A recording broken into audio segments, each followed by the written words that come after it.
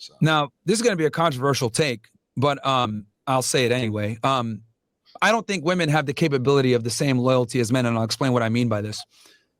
So the women's psyche is a psyche of extracting resources. And what I mean by this from a biological sense, right? Like, obviously, we're in modern society. Women can make their own money. Women can go ahead and fend for themselves, etc. Great. We understand that in modern society. However, the reality is women are still physically inferior to men. Women are still smaller than men, weaker than men, etc. So there's still primitive biological traits within their mind that dictate the way they behave. So, for example, men, we don't need to see other men with our women to know that our woman's attractive. We have the ability to look her up and down. I find her attractive. Cool. I don't need social proof to be attracted to her. Women don't operate that way.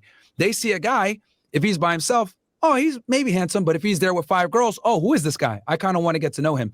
So women make a lot of their decisions based off of the herd and the social dynamics, right? This is why men that have social status that are ugly are still able to get very attractive women, but it might not necessarily work the other way around, where a woman that's ugly that has social status might not necessarily be able to pull the same caliber of guy, right, on her level. So that's kind of where the disconnect comes. So I say that to kind of paint the picture and the foundation that women are inherently not loyal because that is detrimental to their survival.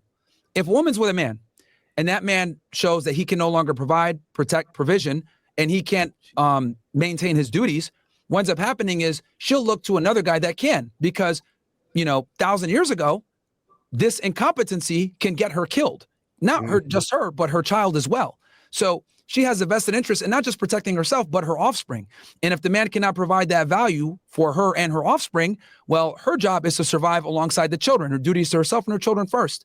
So if the man can't do his job, she leaves. This is why women initiate most breakups. This is why when women do break up with you, they feel almost no guilt, no resentment. They break up with you months in advance, right? And they find, we call it monkey branching, right, on this side of the internet. But this is how they're able to kind of get and find another guy right away. So I would argue that it behooves women to not be loyal because it is counteractive to their survival strategy. Whereas for us, men, we have the ability to not just have our beliefs, but we can fight to defend our beliefs, right? Every revolution was led by men for a reason. Men will pick up a sword to fight for their belief system, or a gun or a rifle. Women can't do that.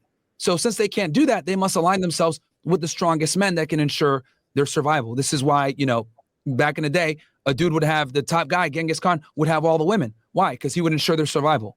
It doesn't go the other way around. So with men, I think the reason why men, it's a masculine trait to be loyal and stand by your bros is because we're looked at as warriors and we can stand and defend ourselves and our brethren. Women can't do that. So we don't hold them to the same standard, right? There's a reason why it's called I'm a man of my word, right? And not I'm a woman of my word.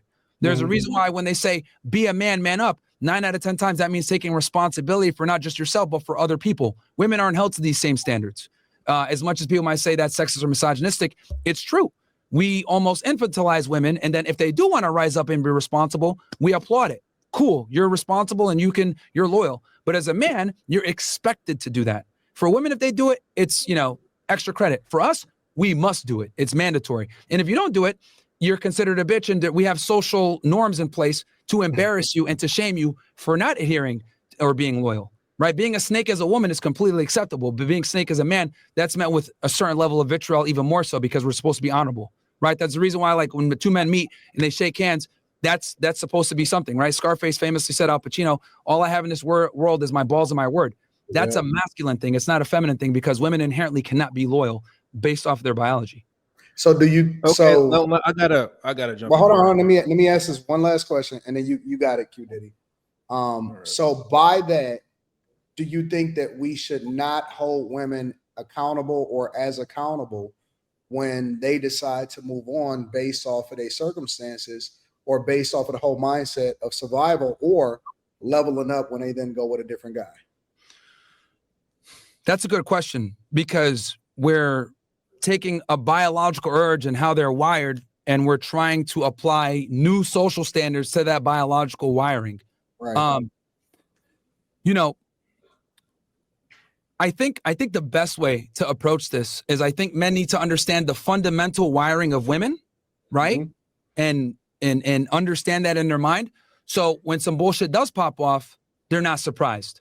I think one of the biggest reasons why so many guys get their heart broken or they get angry or, you know, a lot of it comes from frustration of not understanding women, right? It's not that it's as bad. It's rather it's the lack of knowledge and the lack of awareness that drives men to say, what the hell, I did everything right. And it's that inability to figure it out that really frustrates them, which makes sense. If you look at like the world around us, right? The ingenuity, the internet, the fact that we're on computers and microphones, etc. This all came from the man's yearning to, you know, make life better and figure things out. So whenever we're not able to figure things out, especially with women, men get very frustrated, right? You can figure out how to, you know, go to the moon, but they can't figure out how to keep women happy. So, you know, so I think with men, I think the biggest thing is understanding how women think and how they behave and understanding the rudimentary biological background, as negative as that may be. And then that will make everything else make sense. So when she does break up with you, or when she does leave you, or when something that you didn't plan for does happen, you can always go back and say, okay, I understand.